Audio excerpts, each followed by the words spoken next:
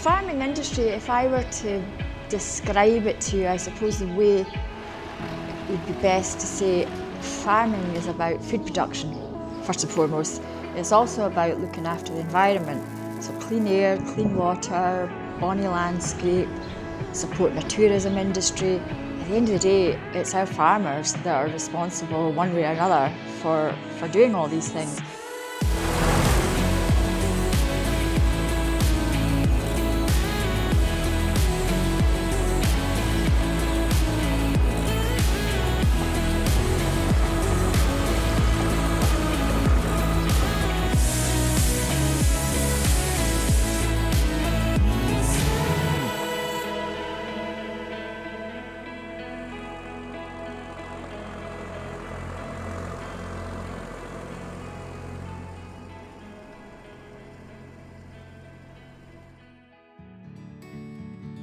There are some real positives in our farming industry, and I would say the top one for me would be the people themselves, because in general, and I am being very general here, farming people are completely the salt of the earth, and they just tell you how it is, and I just love that. I've always wanted to be a farmer. My grandfather, my father were farmers, but I was always interested in the farming.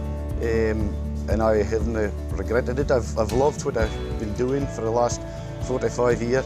There was one other thing I fancied when I was a teenager, was a pilot. But I discovered that you had about 8 O-level hires, and that put me off of that subject. So, no, I love what I do and done it for a long time. My father was a first-generation farmer. He was a farm manager at a neighbouring pig farm, and he was able to buy his own farm in the late 60s, and so I've got 2 older sisters who weren't involved on the farm, and so it was kind of the natural progression of from one generation to the next. I love the variety of the job. Again, it's every day is different. We have a wide range of things to do. There's some bad days, you get things that go wrong, but there's a lot of, mostly they're good days. And I think it's the satisfaction at the end of the year of having a good harvest, or your cattle doing well. Again, it gives you a bit of pride in what you've done, and no, it gives me great satisfaction in what I do. I think I'm really lucky to do a job that I love. The positives are, it depends on the weather, it depends on the politics, but most of the time you're working outdoors. So sometimes if it's wild and wet and windy, that can be not so great. But if it's a beautiful, sunny, warm day, you wouldn't want to work anywhere else. You're working in beautiful scenery most of the time, so you know that's very good for anybody. The other positives about our industry, I suppose, are you get out of it what you put into it. So if you are a hard-working farmer, you will have bumps along the way, but generally speaking, you'll make it work.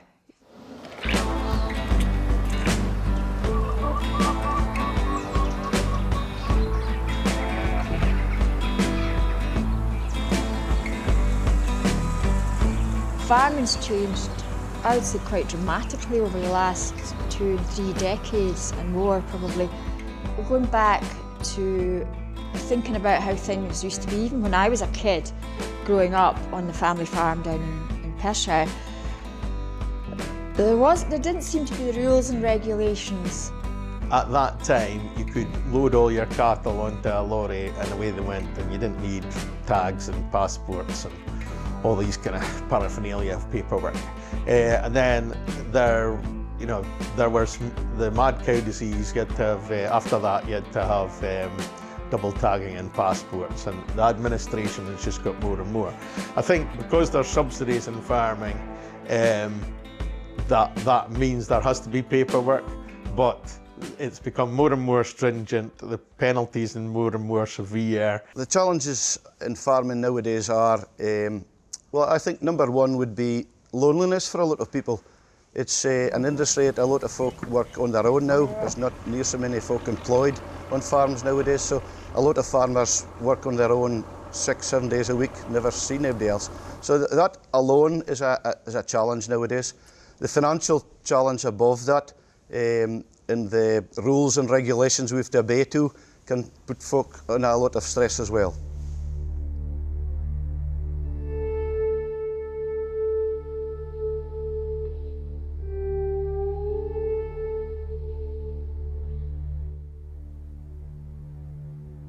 Climate change actually is a big pressure on farming. It just seems to be the trend now. We're getting smaller windows to do our jobs on farm, like sowing, harvesting and that.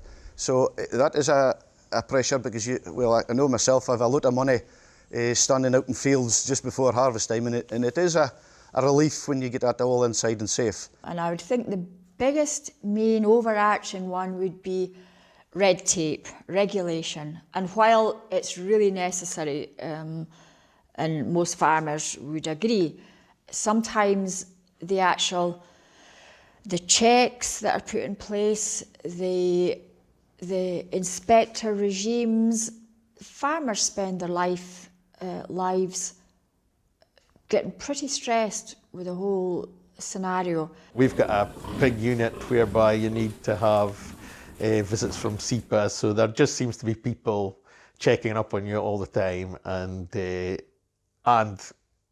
can send you into a panic. I mean, you're feeling under pressure because there's so much paperwork that needs to be correct. There always has been financial pressure, but I would say it's much more now than it used to be.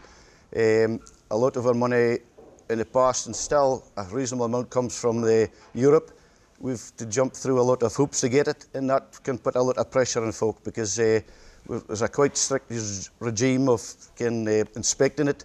I think for years you've always had the pressures of, whether it was disease in terms of crops or animals, or the weather, or breakdowns, and the fact that it's 24/7. But I just think that whether it's from subsidy claim forms, making tax digital, VAT, any of these PAYE and pensions and things like that, and everything needs to be done in a certain time. So, it doesn't matter if you're combining late at night and have to get up early in the morning to load pigs, or as an example. You still need to get, your filing done online by a certain time, and there's no leeway. So I think there's just that extra pressure these days.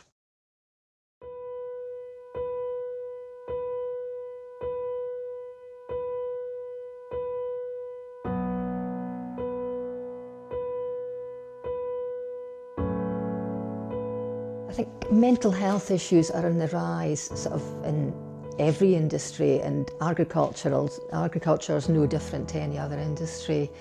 I was brought up in a farm, and my dad worked really long hours, and there was the worries about sort of making sure there was enough money coming into the farm, and one of the biggest worries then was always the weather. The farmers always want to talk about the weather because the weather affects whatever's happening on the farm. Nowadays, I think there's even more pressure on farmers. They've got so much more paperwork, albeit on computers. They've got so much inspections to go through. They've got so much red tape.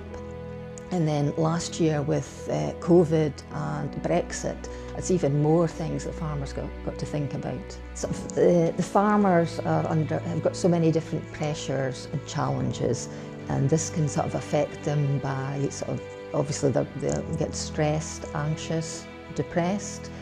Quite often farmers are working by themselves, and they don't always have somebody to talk to, and they might have a family or close people they work with, but then sort of farmers, I think they're quite independent, and they probably don't want to burden their family with all these worries. The last year with sort of COVID and Brexit, I think it's been really difficult for farmers. Quite often they would have had the agricultural shows to go to, and in March of every Friday, that was where my dad used to go to the mart every Friday, and then it would be a chance to meet up with other farmers, and then by even talking to other farmers face to face, I think it's a lot easier, and they're able to sort of discuss how they're feeling, and that would have helped their mental health. But sort of last year they didn't have that. The physical stresses are there to be seen. There's plenty of evidence of that.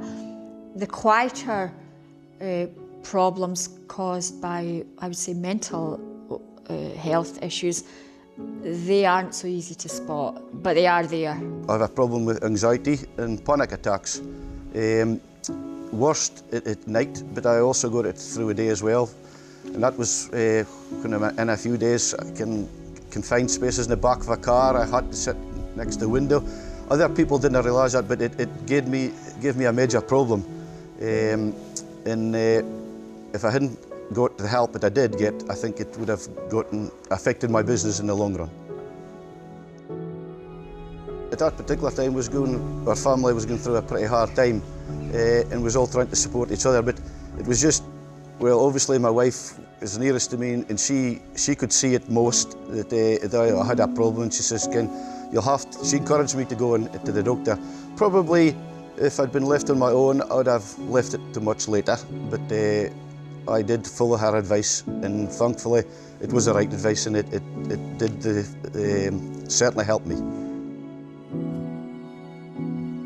When I came home, my father had quite a large business with 5 staff and a pig unit, cattle, crops, and so I'd been just a worker for another farming business in England, and so I came home and had to take over everything, and I was quite overwhelmed by it. So I went to see the GP, and he prescribed antidepressants, and I thought, oh, these are a waste of time, but they did seem to help at the time. And since then, I think I've been kind of predisposed to feeling depressed as the day length shortens. So, for example, each year when you're combining, you're busy and you're flat out and everything, and then it comes to an end and the day length shorten, and then you've got your 3 months of paperwork which you've not done, which is all lying here on the desk, and you think, oh, now I'm stuck, isolated in the office myself with this dirge of paperwork which you don't really want to do. And so I think that's the combination of the shortening day length and the paperwork which you're disinclined to do, and so that I think I've been predisposed to that, and a bit of SAD syndrome. So that's how it has an effect on me. As folk have a problem, it's been far more severe than I have. And you think, I'm on here speaking, and it can actually, my life hasn't been under a significant problem as some folk have, but I keep thinking, well, if I had left it, it probably would have gotten to be a significant problem. The effects that these mental health issues have on the farming community can be very, very varied, and it can be from farmers they don't want to talk about it, so they don't want to be sociable, they stop coming to events, they stop coming to meetings, they're quite introverted, and maybe before they felt the way they do now, they would have been very outgoing and very gregarious and the life and soul. It's especially hard if you don't accept and use help. Because farmers are individualists. Some folk, when I met, they kind of do things, and a lot of emphasis is put on about the checks that we get and that. And sometimes, well, personally, I don't think that is a big issue, because it hasn't been an issue for myself. It is a big issue for some folk, and sometimes they just need to ask for help or go to somebody that can assist them. I think you can make that part of it easier on yourself if you just take steps to do it. And some folk don't, and that's when they land in real problems.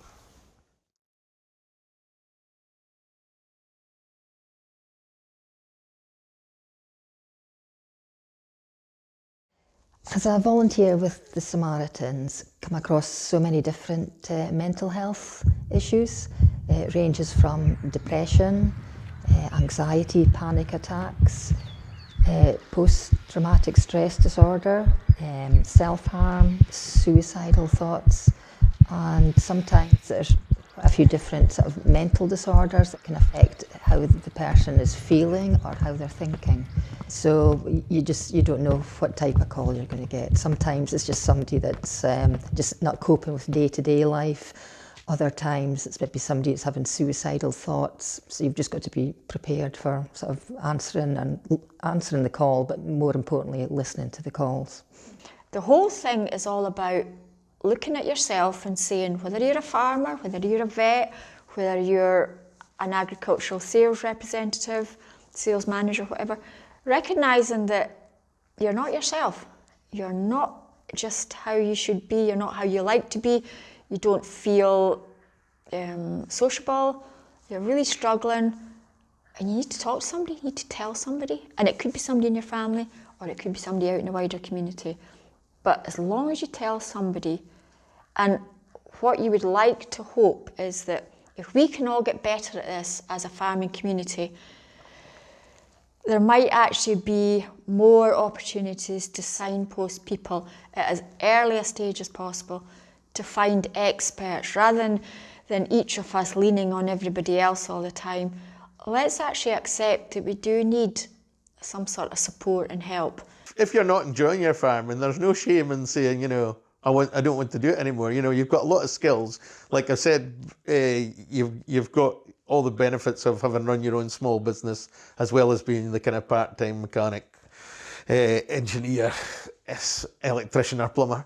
And so, you know, you've got those skills, and if you're not enjoying it, you know, why not stop and do something else? You know, I think that people have been reluctant to do that. You know, there's some shame in not managing to carry on the farm business, but that shouldn't be the case. If you're not enjoying it, you know, put yourself first and go and do something else.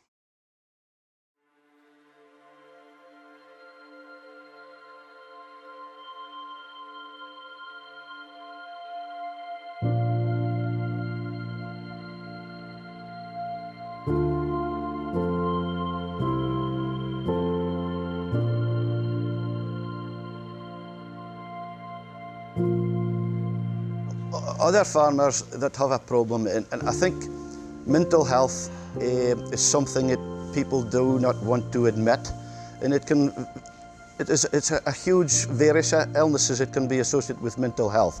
But don't be scared to go to someone and speak to someone about it. It doesn't matter who, but the first conversation is the hardest.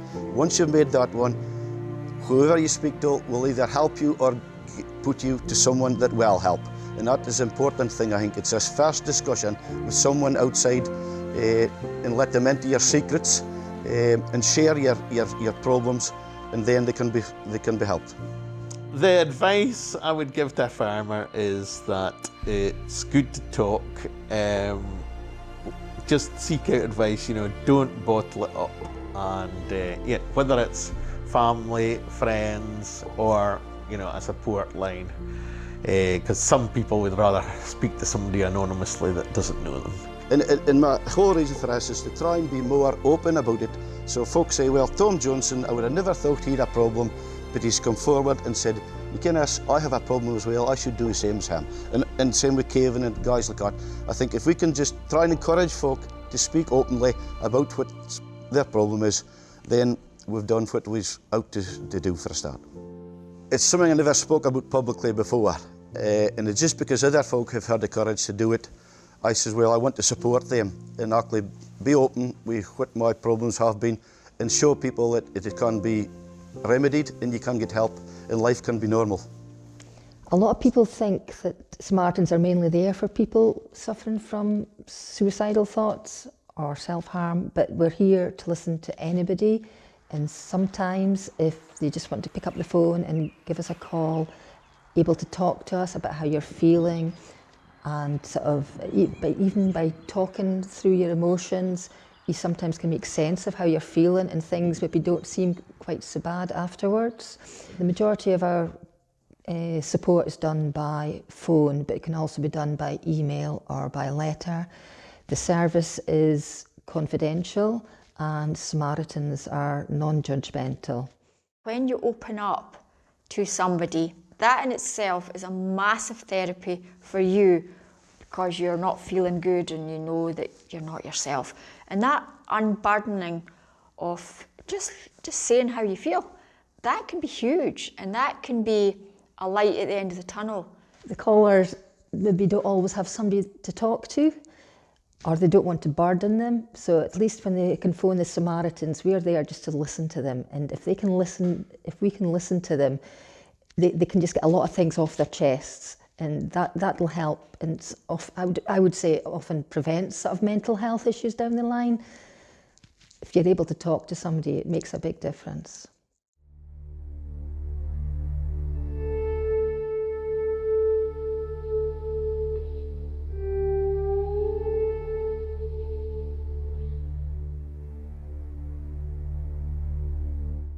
Over recent years, I think in Scotland we've become a bit more confident and comfortable about speaking about mental health problems.